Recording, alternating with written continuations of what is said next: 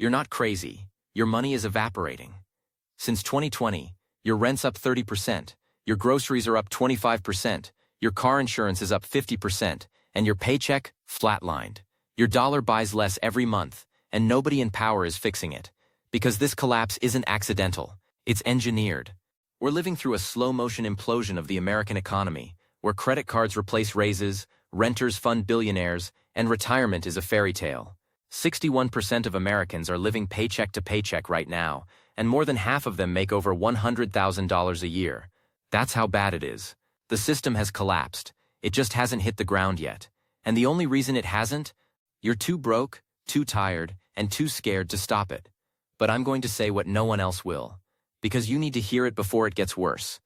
America's new middle class, credit card serfs and subscription slaves. Let's just say it plainly. If you're middle class in 2025 and not swimming in debt, you're a statistical miracle. Credit card debt in the U.S. officially passed $1.12 trillion this year. That's not a typo. And yet you still have think tanks, Wall Street economists, and some smug politician from Connecticut in a tailored suit on CNBC telling you that this is a sign of consumer confidence. You think people are charging rent, medical bills, and groceries to their 24.99% APR cards because they're feeling confident? No, it's because they're drowning. I saw a report last week that 48% of Americans are now paying for at least 5 active monthly subscriptions, not just Netflix and Spotify, but their toothpaste, coffee, laundry detergent, their groceries. This is not lifestyle convenience. This is installment living. This is people trying to soften the blow of basic survival by fragmenting it into bite-sized payments, because even the illusion of ownership is gone. And here's the part nobody talks about. More than 40% of those subscriptions are now financed on credit cards. So we're literally charging subscriptions to debt and paying interest on the right to keep pretending we're okay. And the big banks? They love this. JP Morgan just reported that their consumer lending arm had its highest ever quarterly profit, a direct result of late fees, interest charges, and over-limit penalties. The middle class isn't middle anymore. They're margin farmed. They're algorithmically sliced up by financial products into 1,000 cuts. And nobody in Congress is lifting a finger. Why would they? They're invested in the banks. Literally.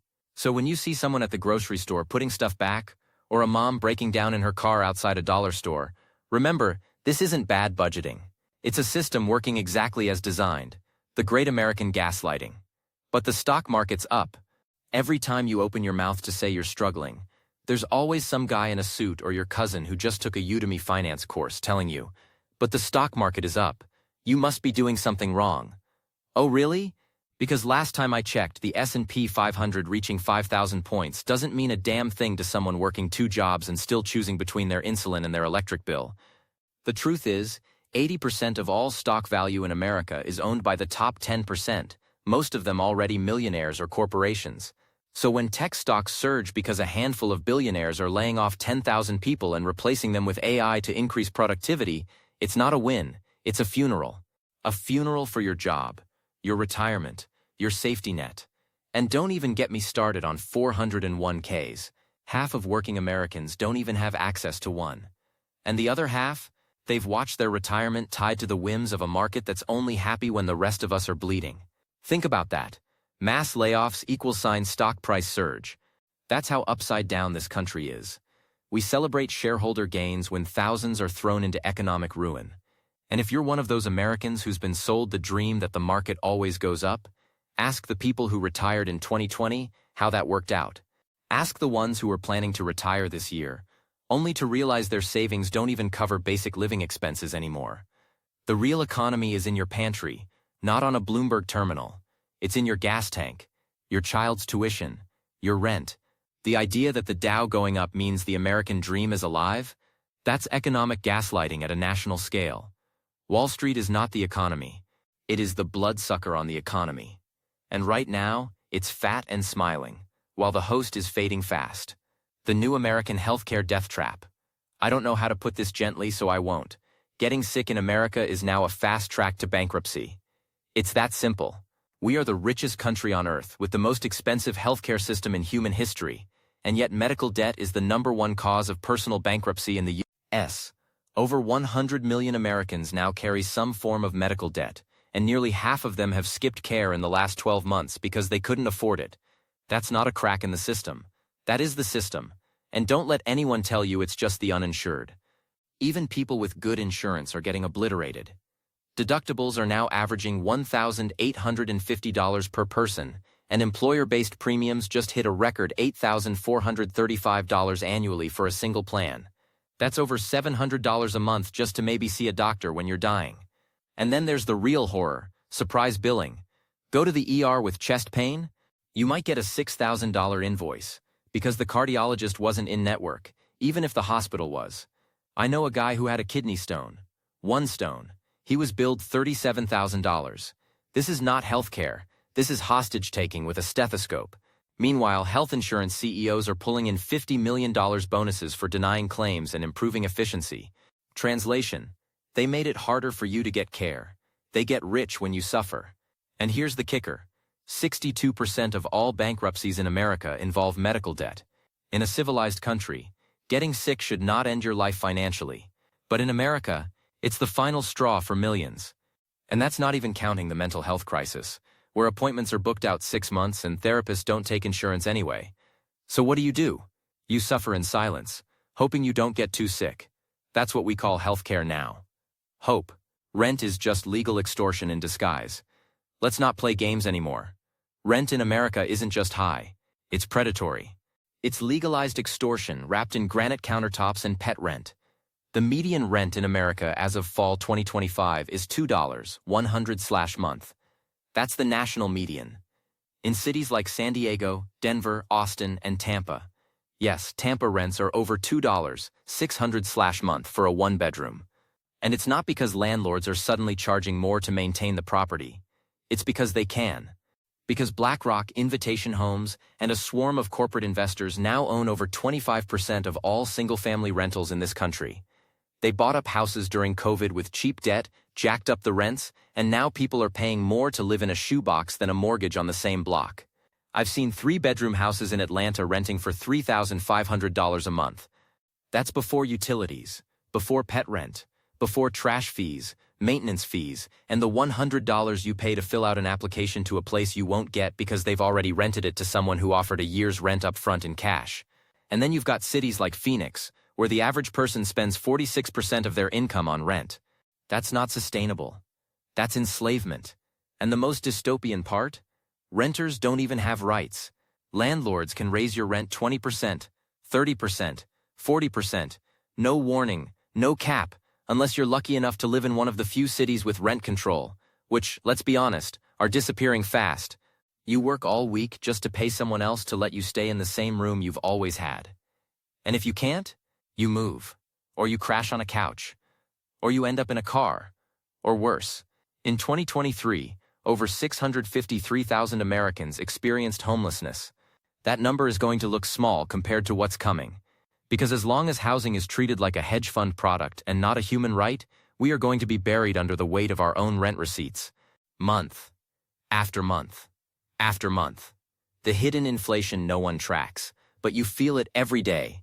Everybody keeps talking about how inflation is down. Really? Down from what? Sure, the CPI, Consumer Price Index, may have cooled to 3.2% as of October 2025. But let me ask you something. Has your grocery bill gone back down? Has your car insurance dropped? Are you paying less for school supplies, pet food, or electricity? No? Because while the government and media love to throw percentages at you, what they never admit is that prices rarely go back down. Inflation may slow, but that just means prices are going up slower. You're still paying more, just slightly less, more than before. That's the con. But here's the even darker part. Core inflation metrics don't even include food and energy costs.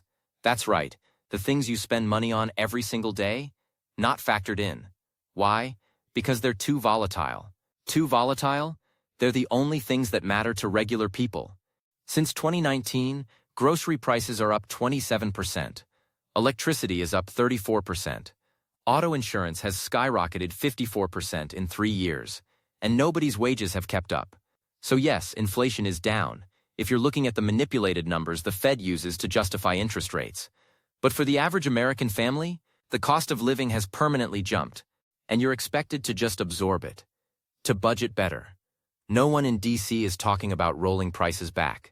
There's no deflation plan. The new $7 box of cereal is just the price now, forever.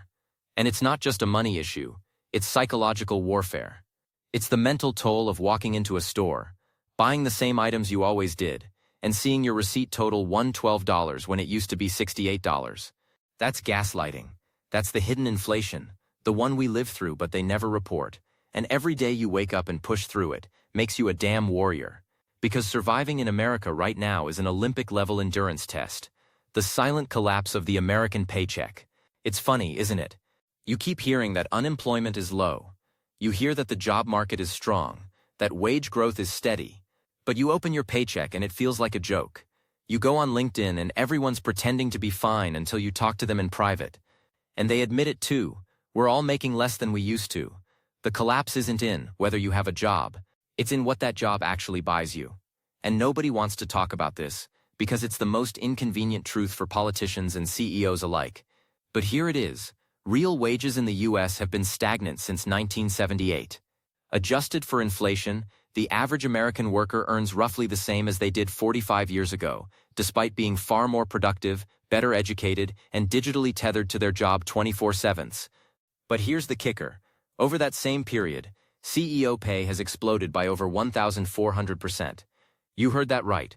The people who sit at the top of the pyramid, the ones who make the tough decisions to cut your department, automate your job, or outsource your entire team to a call center in Manila, are making 14 times more than they did in the late 70s, while you're stuck scrambling for grocery coupons. And what little wage growth we do see is getting swallowed whole by taxes, student loans, rent, healthcare, and inflation. Think about it. The minimum wage hasn't been raised since 2009. That's 16 years of cost increases with no adjustment. A full-time minimum wage worker makes $15,080 a year before taxes. Meanwhile, the average rent for a one-bedroom apartment in the US is now $1,800/month. That's $21,600 a year. You don't need a PhD to see the math doesn't work. You can have 2 degrees, 10 years of experience, and a flawless resume, and still be living paycheck to paycheck. Still be choosing between dental work and car repairs. That's not a coincidence. That's a design. And the worst part? Most Americans have been gaslit into thinking they're the failure. That they should just hustle harder, take on a side gig, or start dropshipping from their garage. The system broke your back and handed you a vision board. Student loans are just lifetime financial surveillance. If you think student debt is just a financial burden, you're missing the bigger picture. It's not just about money. It's about control. Because when you owe the government $75,000 for a degree that no longer gets you a job, you're not just in debt, you're in chains. And that chain? It stretches over 45 million Americans. That's nearly 1 in 5 adults in the country. And now that forbearance has ended, the monthly payments are back, and they're brutal. The average student loan payment is $503 per month. That's a second rent check, a second car payment, a down payment on a life you can't start because you took the bait. Go to school, get a degree, live the dream. But now you've got a $100,000 noose around your neck for the privilege of competing for jobs that pay $18 an hour and don't offer benefits. And don't forget the interest traps. Student loans are uniquely evil because they're compounded daily. That means every day you can't pay, your balance grows like a tumor. People are now in their 50s still paying off loans they took out in their 20s. Some even get their Social Security garnished. Imagine working your whole life, finally retiring, and then the government takes a chunk of your fixed income to pay off a degree from 1989. That's happening right now. And here's the sickest part. Student debt is not dischargeable in bankruptcy. That's right. You can rack up $80,000 in gambling debt and wipe it clean in bankruptcy court. But owe $30K for your community college degree? You're chained for life. Meanwhile, the Department of Education profits billions off this. And the colleges? They raised tuition by more than 140% over the last 20 years, knowing full well you'd get loans to cover it. It's a rigged game. You fund a bloated university system with no cap, then graduate into a job market that doesn't care? You weren't educated. You were collateralized. Welcome to America, where your diploma is your leash, the death of the starter home. Remember when people used to say, just buy a house and build equity? Yeah, that dream is now a hallucination. Starter homes, Those $150,000 fixer-uppers your parents bought in 1994 are basically extinct. The median home price in the U.S. is now $426,000. That's a national number. In major cities, it's double. Even in so-called cheap states like Tennessee or Texas, a basic three-bedroom now goes for $350,000 to $600,000 depending on the zip code. And here's the gut punch. The average American household income is $74,000. You'd need to save for years with zero expenses just to cover the down payment. And guess what? Mortgage rates are back to 7.3% for a 30-year fixed. You're paying double the interest you would have paid just 4 years ago. And that's if you can even qualify. Because banks now require pristine credit and massive cash reserves. But the real reason you can't buy a home? Wall Street already did. Investment firms bought up 1 in 7 homes sold in 2023, mostly in suburban neighborhoods, turning them into rentals. They outbid families with cash offers, sight unseen. Why? Because housing isn't a human right anymore. It's a financial instrument, a commodity to be leveraged and flipped and rented and mined for profit. You're not losing to other buyers. You're losing to REITs and hedge funds with billion-dollar war chests. And because of that, millions of millennials and Gen Z Americans are now trapped in a cycle, renting into their 40s, unable to build wealth, unable to escape. Starter homes? Try starter debt. Starter burnout. Starter despair. That's the new American dream. Be grateful for your overpriced apartment, your DoorDash coupon, and your 3% annual raise that doesn't even cover eggs. The market isn't broken. It's been stolen, and we let them do it with a smile. America's retirement system is a time bomb, and it's already exploding. Here's what they don't want you to know. Retirement, as your parents knew it, is dead. Completely dead. Buried and rotting in a coffin somewhere between Lehman Brothers and Silicon Valley Bank. And here's the worst part. Nobody's replacing it. Social Security? That thing we all pay into every month, assuming we'll get it back someday? The latest report says the trust fund will be insolvent by 2033. That's 8 years away. After that, unless Congress makes radical changes, and when's the last time they fixed anything? It'll only be able to pay out 77% of promised benefits. Translation? Your retirement check just got a quarter smaller, and that's the rosy scenario. But it gets darker. Only 40% of private sector workers even have access to a 401k or pension plan. And of the people who do have one, the average 401k balance for someone aged 55-64 is just $189,000. Now you tell me, how do you survive 25 to 30 years of retirement on that? With rising rent, out-of-control medical costs, and grocery prices that feel like luxury shopping? You don't. That number isn't a parachute. It's a prayer. And forget pensions. Those are extinct. Your grandparents had them. You won't. Companies dumped them decades ago because they wanted to cut costs, and now workers are expected to self-fund their entire retirement in a financial system rigged against them. You're responsible for your future in a casino run by billionaires. Oh, and if the market crashes when you're 65?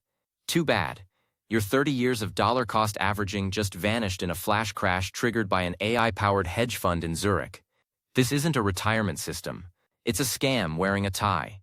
And the government knows this. That's why they keep pushing the retirement age higher. That's why Medicare Advantage is quietly privatizing your health care. That's why more than 1 in 5 Americans over 65 are still working. Not for fun, not for fulfillment, but because they can't afford to stop. We are witnessing the end of the American retirement. A slow, quiet collapse, and when it finally hits the headlines, it'll already be too late. The entire system runs on your desperation, and they're banking on you not snapping. This is it, the truth that ties everything together, the reason the system hasn't imploded yet. The entire American economy now runs on your quiet, exhausted, obedient desperation. That's the engine. Not innovation, not productivity, not some genius tech breakthrough. No, what keeps this house of cards standing is millions of people waking up tired, going to work scared, and silently accepting that this is just what life is now. You don't scream, you don't riot, you don't strike, you just keep pushing through. That's by design. They have you exactly where they want you to. Overworked to fight back, too broke to quit, too scared to speak. You ever wonder why everything feels just barely tolerable? Why your job is hell but not quite bad enough to leave? Why prices rise just enough to squeeze you, but not enough to spark revolt? It's calibrated. They've turned your survival into a balancing act. Keep the lights on, but not enough to thrive. Keep the job, but not enough time to breathe. Keep the food in the fridge, but God forbid you get sick or need a day off. And if you snap, there's a waiting list of desperate gig workers, visa holders, and AI bots ready to replace you in seconds. Meanwhile, the top 0.1% are hoarding wealth at historic levels. The 500 richest Americans now hold $5.90 trillion more than the bottom 60% of the entire country combined. These aren't just statistics. This is feudalism in a new skin. The corporations have become kingdoms, the billionaires unelected kings. They own your shelter, your healthcare, your food, your media, your data. And in return, you get what? A 4-day shipping window? A 1.5% raise? A pizza party? This collapse isn't loud. It doesn't look like a Hollywood disaster movie. It looks like you quietly skipping the dentist. It looks like a 70-year-old greeter at Walmart. It looks like a family splitting groceries on 3 credit cards. It looks like a nurse Ubering on the weekends to afford her insulin. It looks like millions of people breaking down in private, then posting #grateful on Instagram because they don't want to look weak. But deep down, we all feel it. Something is fundamentally broken, and they're hoping you never say it out loud. Because the second we do, that's when the collapse becomes real.